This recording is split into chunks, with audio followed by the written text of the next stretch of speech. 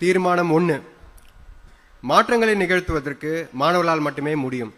2026 சட்டப்பேரவை தேர்தலில் மக்கள் விரோத திமுக ஆட்சியை வீழ்த்தி பாமக அங்கம் வகிக்கும் அதிமுக கூட்டின் வெற்றிக்கு கடுமையாக உழைக்க உறுதியேற்போம். தீர்மானம் 2. கல்விக் கடனை ரத்து செய்வதாக வாக்குறுதி அளித்து நிறைவேற்றாமல் துரோகம் செய்த திமுகவிற்கு வரும் தேர்தலில் பாடம் புகட்ட பாட்டாளி மாணவர் சங்கம் சூளுரை ஏற்கிறது. நீட் தேர்வில் இருந்து விலக்கு பெற 50க்கும் மேற்பட்ட மாணவர்கள் தற்கொலைக்கு காரணமாக இருந்த திமுக அரசை கண்டனங்கள். தீர்மானம் 4.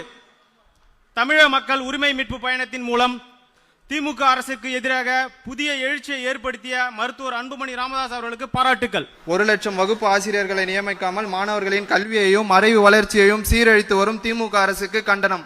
தீர்மானம் 6. பள்ளிகளை மூடி மாணவர் சேர்க்கை வீழ்ச்சி பாதையில் பயணிக்கும் திமுக அரசிற்கு கண்டனம்.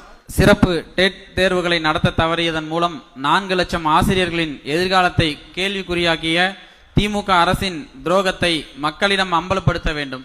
தீர்மானம் 8. திமுக ஆட்சியின் மீதான 6 லட்சம் கோடி ஊழல் குற்றச்சாட்டுகள் தொடர்பாக ஆணையம் அமைத்து விசாரணை நடத்த அரசு ஆணையிட வேண்டும்.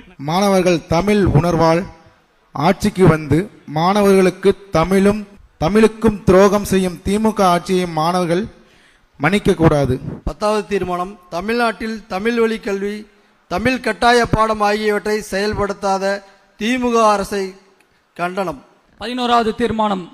மது, கஞ்சா உள்ளிட்ட போதைப் பொருட்கள் இல்லாத தமிழகம் அமைக்க திமுக ஆட்சியை வீட்டுக்கு அனுப்ப தமிழ்நாட்டு மக்கள் முன் வர வேண்டும் என்று இந்த பொதுக்குழு ஏகமனதாக தீர்மானம் நிறைவேற்றுகிறது. தீர்மானம் 12.